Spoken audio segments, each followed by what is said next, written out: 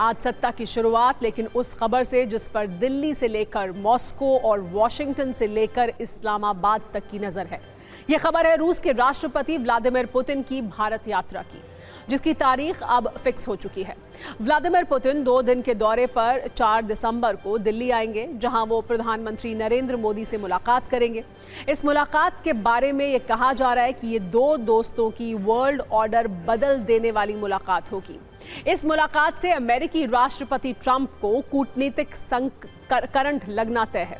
वैसे पुतिन के भारत दौरे की खबर से धड़कनें तो पाकिस्तान की भी बढ़ी हुई हैं, लेकिन असली दर्द ट्रंप को होगा, क्योंकि वो भारत और रूस की दोस्ती को तोड़ना चाहते हैं। लेकिन अब भारत और रूस मिलकर दोस्ती की नई कहानी लिख रहे हैं। दोस्ती की इसी कहानी का अगला चैप्टर आज से ठीक 5 दिन के बाद 4 दिसंबर को लिखा जाएगा, जब रूस के राष्ट्रपति व्लादिमीर पुतिन भारत के खास मेहमान होंगे।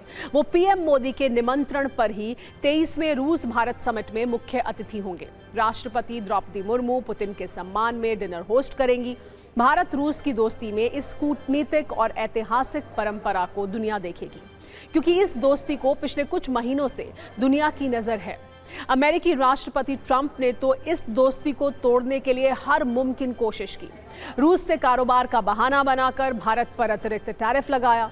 ट्रंप ने सीधे सीधे भारत को रूस से कारोबार बंद करने की चेतावनी दी, लेकिन टैरिफ लगाने के बाद भी भारत नहीं झुका। भारत ने लगातार रूस से अच्छे संबंध बनाए रखे। यूक्रेन युद्ध को लेकर रूस दुनिया के कई देशों से आलोचना, प्रतिबंध का सामना करता रहा है। भारत का स्टैंड संतुलित और रणनीतिक रहा है, ये पुतिन भी समझते हैं। इसीलिए वो भारत की लगातार तारीफ करते रहे हैं।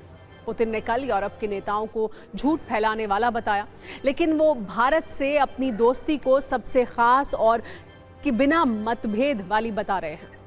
पुतिन ने यूरोप के नेताओं को हथियार कंपनियों के तलवे चाटने वाला कहा, तो भारत को अपना सबसे विश्वसनीय दोस्त। पुतिन ने कहा था कि वो अपने भारत दौरे का बेसब्री से इंतजार कर रहे हैं, जहां वो अपने दोस्त प्रधानमंत्री मोदी से मिलेंगे। विश्व कूटनीति तो ट्रंप के इस दौरे का एक पहलू है, लेकिन इसकी सबसे खास बात होगी रक्षा सौदों की, क्योंकि रूस भारत को एक नहीं कई ब्रह्मास्त्र दे सकता है, जो युद्ध काल में गेम चेंजर होंगे। वैसे तो भारत रूस से तेल, सोना, चांदी, हीरा और फर्टिलाइजर आयात करता है। भारत रूस को दवाइयां, मशीनरी, कॉफी और चाय भेजता है, लेकिन इस दोस्ती का सबसे बड़ा और शक्तिशाली पहलू है रक्षा सौदा। इस बार पुतिन के भारत दौरे के लिए रूस की ओर से हथियारों वाला गिफ्ट हैम्पर तैयार किया गया है। बताया जा रहा है कि पुतिन की यात्रा के दौरान कई समझौते हो सकते हैं, जिसमें सबसे अहम है वो एयर डिफेंस सिस्टम, जिसने ऑपरेशन सिंदूर के दौरान पाकिस्तान की कमर तोड़ दी थी। नाम है S-400। भारत रूस के साथ 5 नए S-400 सिस्टम खरीदने की डील कर सकता है। भारत को रूस से मिलने वाले गिफ्ट हैम्पर्स में सुखोई 57 फाइटर जेट वाली चर्चा भी है। सुखोई 57 को दुनिया का सबसे आधुनिक फाइटर जेट माना जाता है। इसके अलावा रूस का पंतशीर एयर डिफेंस सिस्टम भी भारत को मिल सकता है। चर्चा उस वोरोनिश रडार पर बात होने की भी है, जो कई हजार किलोमीटर से अपने दुश्मन का पता लगा लेता है। कहा तो ये भी जा रहा है कि चर्चा S-500 को लेकर भी होगी। हालांकि इसको लेकर अभी डील होगी या नहीं, ये साफ नहीं है। ब्रह्मोस मिसाइल के अगले वर्जन को विकसित करने और दोनों देशों की नेवी को मिलकर वॉरशिप बनाने जैसी योजनाओं पर बातचीत होने की उम्मीद है। अगर ये डील हो जाती है तो ये भारत के रक्षा क्षेत्र के लिए शुभ समाचार होगा, क्योंकि S-400 पंतशीर और वोरोनिश रडार मिलने से भारत का सुरक्षा कवच अभेद्य हो जाएगा। वोरोनिश रडार 6000 किलोमीटर तक मिसाइलों, विमानों का पता लगा लेता है। कम दूरी का मिसाइल डिफेंस सिस्टम पंतशीर दुश्मन के ड्रोन गिराने में माहिर है। S-400 का प्रचंड रूप पाकिस्तान ने ऑपरेशन सिंदूर के समय करीब से देखा है। S-400 की मिसाइल ने पाकिस्तान के एक साथ 36 टारगेट को नष्ट किया था। F-16 फाइटर की निगरानी करने वाले एवाक्स को भी तबाह किया था। इसको देखते हुए ही भारत रूस से और ज्यादा S-400 की मांग कर सकता है।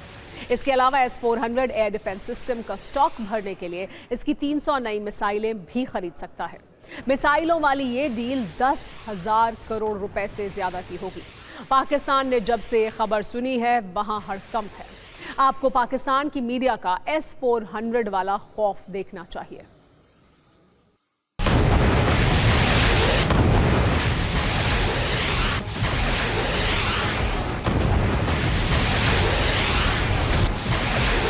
अगर भारत रूस के बीच Su-57 फाइटर जेट की डील होती है तो ये सबसे बड़ी डील होगी, क्योंकि Su-57 दुनिया के सबसे आधुनिक जेट्स में शामिल है। भारत के पास अभी तक 5वीं पीढ़ी का स्टेल्थ फाइटर जेट नहीं है। ऐसे में Su-57 इस कमी को पूरा कर सकता है। दुश्मन के रडार के लिए इस फाइटर जेट को पकड़ पाना करीब करीब नामुमकिन है। Su-57 2500 यानी 2500 किलोमीटर प्रति घंटा तक की रफ्तार से 20,000 मीटर तक की ऊंचाई तक उड़ान भरने में सक्षम है। इसकी ऑपरेशनल रेंज 5500 किलोमीटर से भी ज्यादा है। ये जेट 10,000 किलोग्राम के आधुनिक हथियारों से लैस होकर तबाही मचा सकता है। इतना ही नहीं, ये परमाणु हथियार ले जाने में सक्षम है। रूस पिछले काफी वक्त से इसे भारत को बेचने की कोशिश कर रहा है।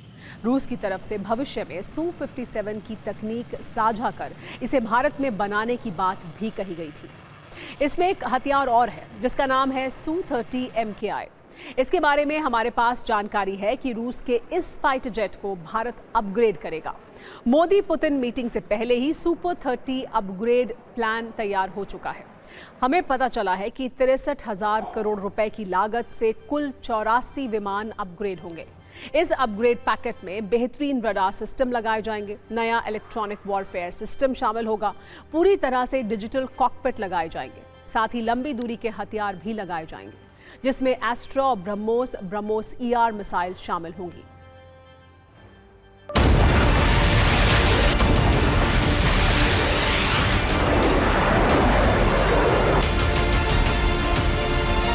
प्रेसिडेंट पुतिन के न्यू दिल्ली दौरे के दौरान एक बहुत बड़ी एक्सपेक्टेंसी है कि हम मिनी न्यूक्लियर प्लांट्स को भी रशिया से ले पाएं, क्योंकि मिनी न्यूक्लियर प्लांट्स हमें एनर्जी के पॉइंट ऑफ व्यू से एक बहुत बड़ा एडवांटेज देता है और एनर्जी नीड इंडिया की बहुत भारी भरकम है।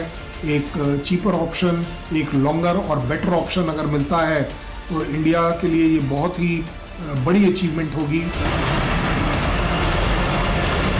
यूएस के लिए एक बहुत बड़ी टेंशन है, क्योंकि यूएस इंडिया को एक डिफरेंट तरीके से देखता है।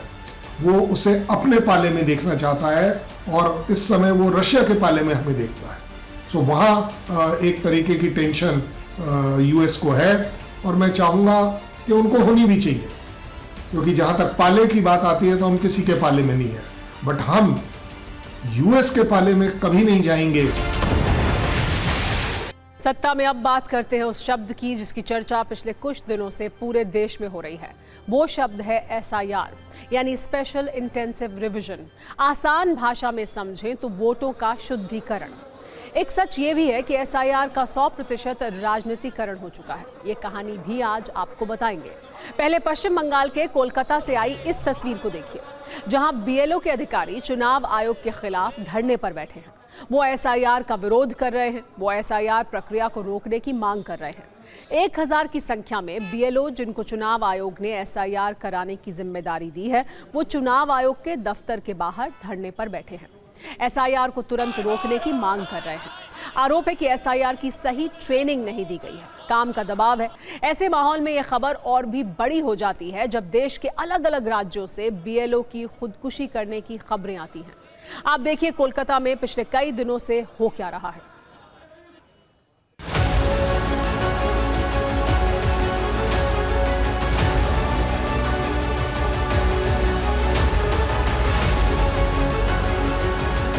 एक तरफ जहां SIR पूरा 12 राज्यों में चल रहा है, वहां पश्चिम बंगाल और बाकी राज्यों में BLO का जो मृत्यु हो रहा है उसको लेके जबरदस्त राजनीति चल रहा है। और एक ऐप में जो अनमैप ऑप्शन आए हैं BLO का, उसको लेके भी राजनीति चल रहा है। देखिए ये BLO है, ID कार्ड सबका है और सब यहाँ पे धरने में बैठे हुए हैं। और सबसे बड़ी बात यह है कि यहाँ पे देखिए इलेक्शन कमीशन का ये जो ऑफिस है, बवाल लॉरी बिल्डिंग, आपको दिखाना चाहेंगे कि ये बवाल लॉरी बिल्डिंग ये इलेक्शन कमीशन का ऑफिस है और उनके सामने BLO जो है धरने में बैठे हुए हैं। क्यों इनका जो प्रॉब्लम है उनको किसी भी तरह एड्रेस नहीं किया जा रहा है। बार बार इलेक्शन कमीशन को बोलने के बाद भी यहाँ पे BLO को धरने में बैठना पड़ रहा है, क्योंकि काम की जितनी प्रेशर है और ऐप जिस कदर बार बार फेल कर रहा है, इसको लेकर सवाल उठ रहा है।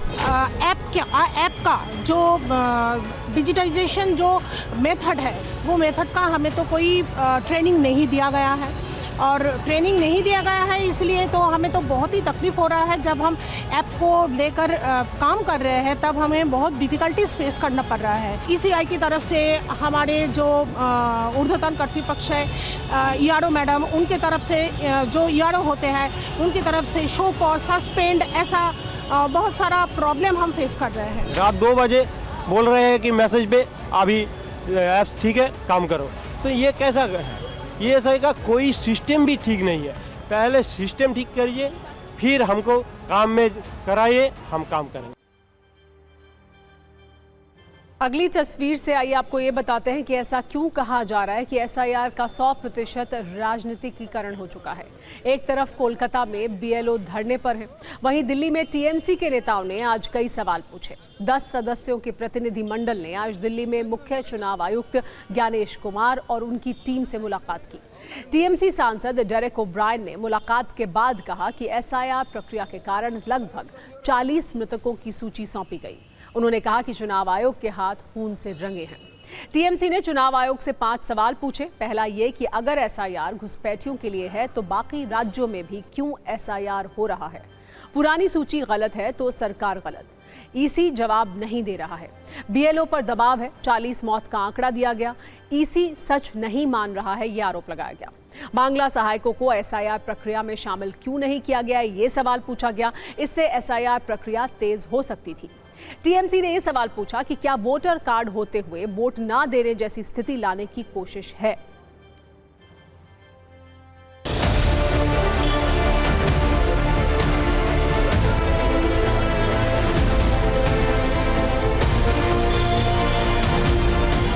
We first handed over to him a list of almost 40 dead because of the SIR process. Mr. Kumar and the Election Commission of India have blood on their hands. Mamata Banerjee ने ऑन कैमरा बयान दिया है कि आप याद रखिए, मैं coat कर रहा हूं, तो आप याद रखिए कि आप काम पश्चिम बंगाल सरकार के अंडर करती है, इसलिए सरकार जो बोलेगी इनडायरेक्टली उन्होंने बोला कि वही करना है, नहीं तो हम बाद में देख लेंगे। अगर कोई मर रहा है इसका जिम्मेदार ममता बनर्जी है, क्योंकि ममता बनर्जी ने इनडायरेक्टली बोला है कि सबका नौकरी खाऊंगा मैं, अगर वो TMC का बात नहीं सुनेगा। Infiltration is the issue. Other states such as Tripura and Meghalaya share a border with Bangladesh. If you're talking of Rohingya infiltration, other states apart from Bengal share a common border with Myanmar. Why is SIR not being done there? Because Bihar was only the trial and Bengal is the asli picture.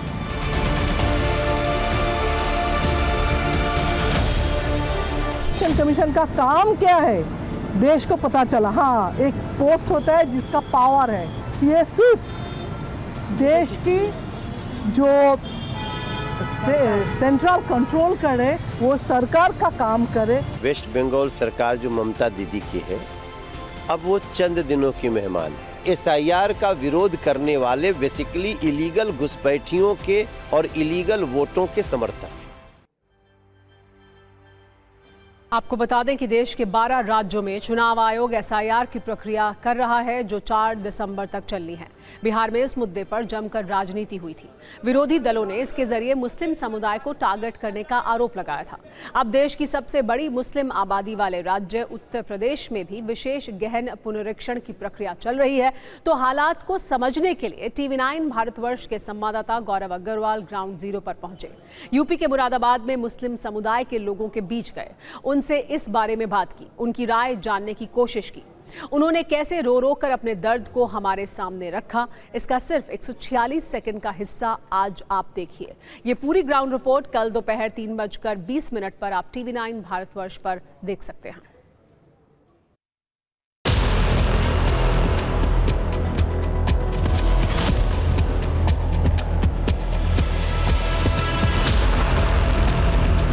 SIR को लेकर आखिर मुस्लिम क्या सोचता है, उनको किस बात का डर है अगर है तो, और क्या वो डर सही है या गलत है, आइए जरा इस पे बात करते हैं। मेरा आदमी नहीं आया, मैं ढूंढती फिर रही हूँ, भागी फिर रही हूँ, बताओ लंगड़ी लूली आंखें नहीं है मेरी, मैं कहाँ जाऊँ यार। ना तो हम जिंदगी हमारे माँ बाप, हमारी माँ, हमारी दुनिया नहीं पैदा हुई तो ना तो कहाँ जान रहे हम, ये बताइए आप। हम तो ये- बहुत परेशान है भैया, ये हमारा काम हो जावे, हमारा आधार कार्ड बन जावे और ये बन जाए तो हम तो माफी मानना, उधर जाने उधर जाने उधर कहाँ जी जाऊँ बताओ। आपने किसी जानकार से पूछा इस बारे में? मैं भैया से पास आई, मेरे भतीजे हैं मोहल्ले से, हमारे बेटे ही हैं ये। सारी दुनिया की अल्लाह देगा ही, बहुत मेरी परेशानी दुनिया, मैं चीज़ परेशानी अपनी पूरी नहीं कराती, अल्लाह नहीं कराती। तो क्या आप लोगों को लगता है SIR क्यों हो रहा है और क्या इसके फायदे हैं? आपको लगता है होना चाहिए या नहीं होना चाहिए? क्या राय है आप? नहीं, हमारे हिसाब से तो गलत ही है। जितनी गवर्नमेंटें गई हैं अब तक ऐसा कुछ भी नहीं हुआ अब तक। ये तो बिल्कुल नाइंसाफ़ी वाली बात है कि ऐसा तो नहीं होना चाहिए और लोगों को परेशान होना है। ये मांग रहे हैं कि साहब 2003 में जो लिस्ट में नाम है, दादा का नाम लाओ, परदादा का नाम लाओ, फलाना लाओ, ढिमका लाओ। अब बताओ कहाँ आदमी ढूंढेगा? बताओ इतनी मगजमारी कहाँ आदमी, अब जिस पे है वो तो बेचारा दे रहा है, जिस पर नहीं है तो वो कैसे परेशान होगा? बताओ तुम मुझे। एक तरह से डर ही है ये भी कि बोले कहाँ से होगा कैसे होगा, और कुछ डर बनाया भी जा रहा है, बोले ये होगा वो होगा, अगर आपने ये नहीं करवाया बच्चों के सब मतलब स्कूलों के वो कैंसिल कर दिए जाएंगे अगर आपने इस चीज़ पे तवज्जो नहीं दी तो। ये 80% लोग जो बैठे हुए हैं 2003 की लिस्ट के मारे हुए हैं। 2003 की लिस्ट में नाम होगा लेकिन मिल नहीं रहा। BLO पे 2003 की लिस्ट किसी BLO पर नहीं है, जबकि गवर्नमेंट का ये वो है हर BLO के पास में 2003 की सूची होगी। आप एक भी BLO को मतलब ये का सूची दिखा दें तो साहब हम मान लेंगे बात। जो मुस्लिम बहुल क्षेत्र हैं उसमें आप अक्सर देखिएगा, जाके किसी से पता भी कर लीजिए, वहाँ पे BLOs नहीं पहुँच पा रहे। उसकी वजह भी है BLOs का भी है कि BLOs पे इतना ज़्यादा प्रेशर है कि BLOs खुद ही कर रहे हैं। इतना प्रेशर है उनके ऊपर, इतना काम दे दिया उनके ऊपर। तो ये तो हमारे सिस्टम की जो कमी है हमारे सिस्टम की। करेंगे कि SIR में हो रहा है, मुसलमान तो टारगेट होता है, हो रहा है और होता रहेगा, डॉक्यूमेंट्स उससे पूरे होंगे ही नहीं अपने। सत्ता में अब बात करते हैं नशे के ऐसे कारोबार की जिसमें कफ सिरप का इस्तेमाल टूल किट के रूप में किया जाता है। देश के कई राज्यों में कफ सिरप के नाम पर करोड़ों की कमाई हो रही थी। इस नेटवर्क में कई बड़े नाम हैं, बाहुबली हैं। इस पूरी कहानी को सिलसिलेवार ढंग से आइए समझते हैं। पहले 4 बड़ी बातों से समझिए कि देश के अंदर पिछले कुछ महीनों से क्या हो रहा था। सबसे चौंकाने वाली बात यह है कि कफ सिरप के नाम पर नशे का कारोबार हो रहा था। इसकी अवैध तस्करी और बिक्री ऑर्गेनाइज्ड नेटवर्क के तहत चल रही थी। यूपी, बिहार, पश्चिम बंगाल से झारखंड तक सप्लाई चेन थी। इतना ही नहीं, नेपाल और बांग्लादेश तक नशे के लिए कोडीन युक्त कफ सिरप की सप्लाई की जा रही थी। कहानी यही है कि कवर तो कफ सिरप का है, अंदर बहुत ही खतरनाक नशा है जो पूरी पीढ़ी को, हर उम्र के लोगों को जान से मार सकता है। ऐसे में आपके मन में यह सवाल उठ रहा होगा कि आखिर इतने बड़े गिरोह का मास्टरमाइंड कौन है? कौन इस नेटवर्क को चला रहा था? कौन दवा के नाम पर नशा बेच रहा था, नशे की लत लगा रहा था? सरकार, पुलिस, कानून सभी को चुनौती देते हुए ये धंधा कर रहा था। आपको हम 2 तस्वीर दिखा रहे हैं। एक का नाम है शुभम जायसवाल, जिसे इस पूरे खेल का मास्टरमाइंड बताया जा रहा है। दूसरा नाम है अमित सिंह टाटा, जो इस वक्त पुलिस की गिरफ्त में है। कल इसे गिरफ्तार किया गया। पुलिस को शुभम की तलाश है। बताया जा रहा है कि वो दुबई फरार हो चुका है। वैसे अमित सिंह टाटा ने पुलिस की पूछताछ में ये बताया है कि कैसे उसने पूरा नेटवर्क बनाया। STF की पूछताछ में अमित सिंह टाटा ने बताया है कि 100 करोड़ रुपए की कफ सिरप खरीदी गई थी। निवेश से 4 गुना ज्यादा मुनाफा होता था। अमित सिंह टाटा ने पहले धनबाद, उसके बाद वाराणसी में फर्म रजिस्टर कराई थी। कोडीन युक्त कफ सिरप खरीदी जाती थी। जब एबॉट कंपनी ने फेंसिडिल बनाना बंद किया, उससे पहले ही शुभम जायसवाल 100 करोड़ रुपए का स्टॉक खरीद चुका था। फर्जी तरीके से खरीद में कंपनी के अधिकारियों की भी मिलीभगत रहती थी। नेपाल और बांग्लादेश में इसका उपयोग नशे के लिए ज्यादा होता था। 100 रुपए की शीशी 500 रुपए में बिकती है। कफ सिरप के नाम पर नशे का इंटरनेशनल गिरोह बन चुका था। इस जानकारी के सामने आने के बाद निष्कर्ष यही है कि 100 रुपए के सिरप को 500 रुपए में बेचा जाता था। सोचिए, 5 गुना ज्यादा कीमत पर दवा को नशे के रूप में बेचा जा रहा था। युवाओं में नशे की लत लगाई जाती थी। ये मामला इतना गंभीर हो चुका है कि अब संसद के शीतकालीन सत्र में ये मुद्दा बनेगा। आगे बताएंगे कैसे इस पूरे मुद्दे पर राजनीति हो रही है। पहले ये जानिए कि नशे के इस कारोबार का बाहुबली कनेक्शन क्या है, जिसकी चर्चा इस वक्त हर तरफ हो रही है। इससे संबंधित तस्वीरें ट्रेंड कर रही हैं। कफ सिरप के नाम पर हो रहे नशे के इस कारोबार का मास्टरमाइंड शुभम जायसवाल को बताया जा रहा है। इस तस्वीर में शुभम जायसवाल के साथ यूपी के बाहुबली धनंजय सिंह भी हैं। बताया जा रहा है कि धनंजय सिंह शुभम और अमित सिंह टाटा के करीबी रहे हैं। एक जानकारी यह भी है कि अमित सिंह टाटा की गिरफ्तारी के साथ बरामद ब्लैक फॉर्च्यूनर कार का नंबर 9777 है। ये गाड़ी वाराणसी आरटीओ से सुशील सिंह के नाम पर रजिस्टर्ड है। यहां यह भी जान लीजिए कि बाहुबली और पूर्व सांसद धनंजय सिंह के काफिले में तमाम गाड़ियों के नंबर भी 9777 होते हैं। ऐसे में इस कनेक्शन को लेकर सवाल पूछे जा रहे हैं। पूरी कहानी की विस्तृत जानकारी और तथ्य जुटाने के दौरान एक पुराना वीडियो भी हमें मिला, जिसमें धनंजय सिंह खुद शुभम जायसवाल की तारीफ कर रहे हैं, उसे अपना भाई बता रहे हैं। आपको आज इस वीडियो को सुनना चाहिए और सोचना चाहिए, ये रिश्ता क्या कहलाता है। आपका समर्थन जो है क्या ये सही है? अमित हमारे छोटे भाई तो समर्थन है, मेरे छोटे भाई हैं, इसके बाद भी आप सवाल कर रहे हैं कि बड़ा, इसका मतलब है। शुभम जायसवाल वाराणसी का रहने वाला है। इस आलिशान घर को देखिए, ये नशे के कारोबार की कमाई का बड़ा सबूत है। अब ये घर पुलिस के रडार पर है। अब एक एक पैसे का हिसाब हो रहा है।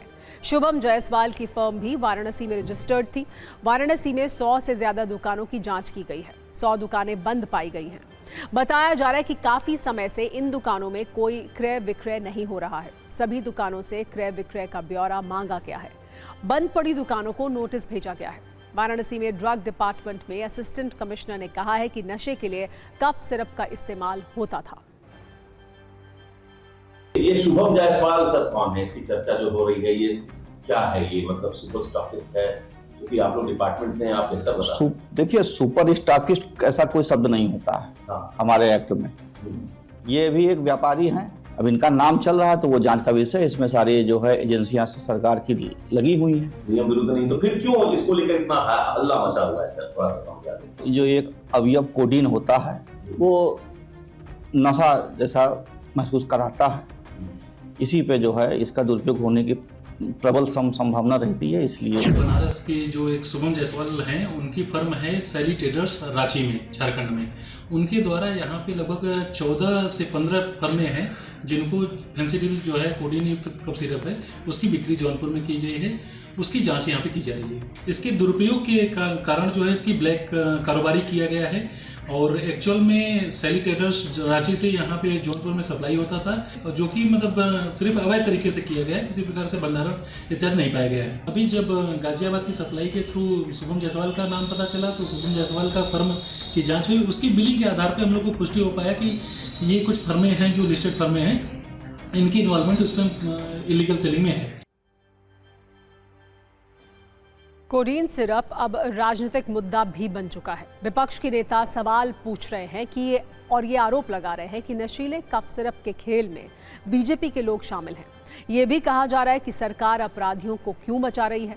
माफियाओं पर बुलडोजर चलाने वाले बाबा अब नशा माफिया के ठिकानों पर क्यों नहीं बुलडोजर चला रहे हैं।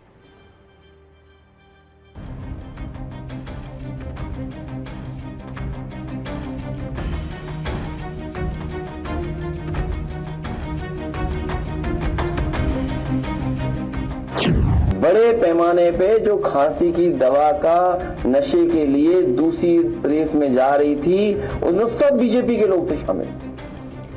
आप पता करवाइए कितने बड़े बड़े लोग शामिल हैं। बनारस प्रधानमंत्री का संसदीय क्षेत्र है और पूरी तरीके से यहाँ पर ये जहर का सामान बेचा जा रहा है। सरकार के द्वारा पूरी कूट रचित किया जा रहा है, लोगों को बचाया जा रहा है। और इसका जो मेन मास्टरमाइंड है वो नरेश मोहन, जो ड्रग लाइसेंस का अथॉरिटी करने वाला था। बाबा का बुलडोजर कहाँ है? बाबा कहते हैं हम जमीन से खोद लाएंगे, जमीन से निकाल कर लाएंगे। कहाँ गए? कुचर्चित कफ सिरप मामले में मैंने यूपी के डीजीपी से इस मामले में जौनपुर के पूर्व सांसद श्री धनंजय सिंह की भूमिका की गहन जांच की मांग की है। शुभम जायसवाल सहित 3 अभियुक्तों के एसटीएफ और यूपी पुलिस के तमाम सर्वेलेंस के बाद भी दुबई भाग जाने के संबंध में उत्तरदायित्व निर्धारित किए जाने की मांग भी की है। एक सवाल यह भी है कि कोडीन क्या है, क्यों इससे नशा आता है? आपको बता दें कि ये अफीम से प्राप्त एक प्राकृतिक दवा है। इसे आप मॉर्फिन का कमज़ोर रूप कह सकते हैं। मॉर्फिन एक शक्तिशाली कंपाउंड है जिसका इस्तेमाल नशे के लिए होता है।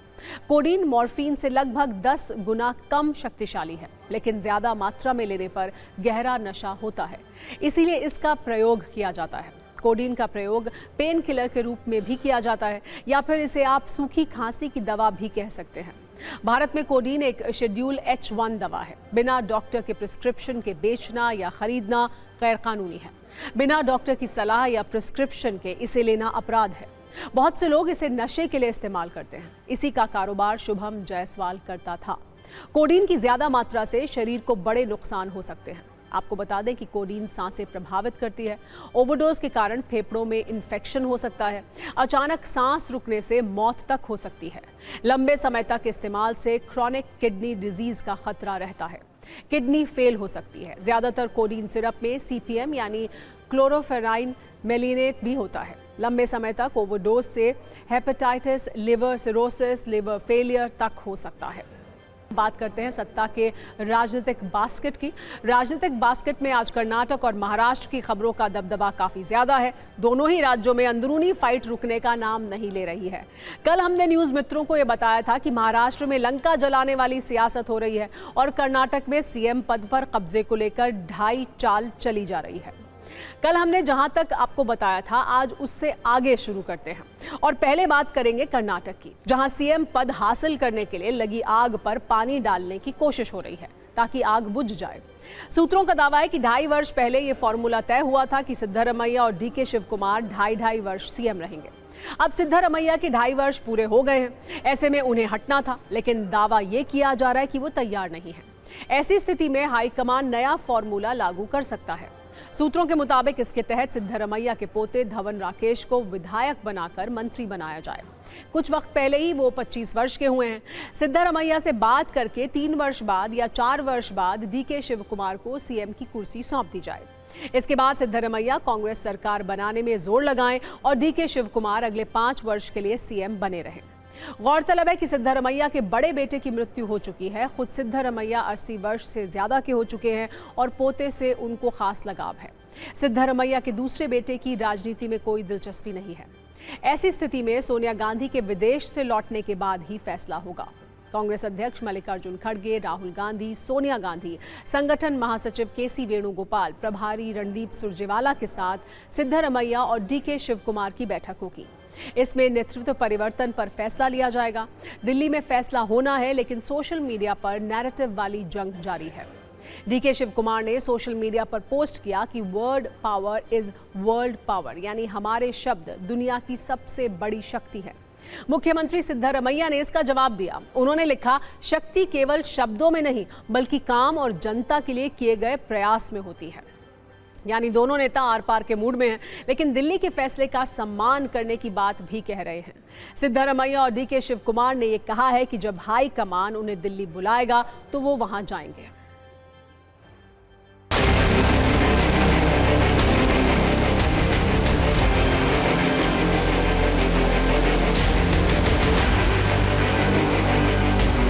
Definitely, I'll go to Delhi because Delhi is our temple. Without Delhi, nothing can go. Congress party is a party with a big history, and always Delhi will guide us. So we'll go to Delhi whenever they call me and the party leaders, including my chief minister, we'll go there.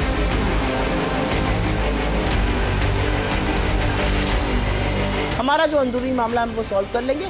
BJP तो जो द्वंद्व मचा हुआ है केशव प्रसाद मौर्य और योगी जी में, जिस तरह की खींचातान है, जो अमित शाह जी और योगी जी में तलवारें खींची हुई, उस पर ध्यान दें। मुख्यमंत्री वही रहेगा जो सबसे ज्यादा पैसा हाईकमान को देगा। आज जो हैं वो अगर भाव बढ़ा देंगे तो टिक जाएंगे। जो बनना चाहते हैं वो विद्यमान मुख्यमंत्री से ज्यादा पैसा देंगे तो बन जाएंगे। बिना वजह पूरा देश इस मुद्दे को लेकर के संघर्ष कर रहा है। कांग्रेस के जो नेता हैं सोनिया जी और राहुल जी, ये आपस में लड़ाई करवा रहे हैं DK शिवकुमार और सिद्धरमैया के बीच में। अब बीच में खड़गे साहब की भी नज़र है, क्योंकि वो कर्नाटक से आते थे। उनकी भी बहुत बड़ी इच्छा रही है मुख्यमंत्री बनने की। ठीक है, आप ट्रस्ट एंटी ट्रस्ट वोट लाते हैं, ये राजनीतिक एक कदम होता है और राजनीति में मैं तो स्वागत करता हूँ। भारतीय जनता पार्टी खुद भले ही उनको बड़ा बुरा लगता हो नो ट्रस्ट वोट का, इनको ये जब इनके खिलाफ नो ट्रस्ट वोट आता है तो उसे एंटी डेमोक्रेटिक अनडेमोक्रेटिक बताते हैं। आप औरों के खिलाफ लाएं तो बड़े आप डेमोक्रेटिक हैं।